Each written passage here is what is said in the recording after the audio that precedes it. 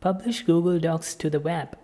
Rather than opening a shared document, opening a published document as a web page is faster and easier. When you publish a document, anyone on the web can view it swiftly. To publish a document, go to File menu, click Publish to the web, click Publish, click OK. Copy the link and share it with your friends and colleagues. Now they can access the published docs just like a web page.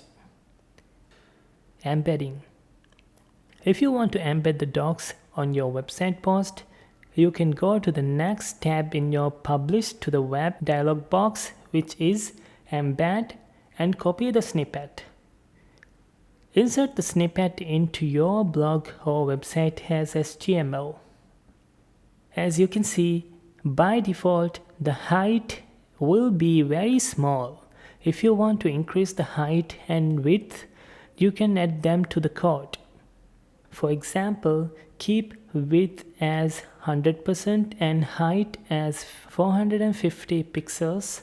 Now if you check and see, the height would be bigger and better.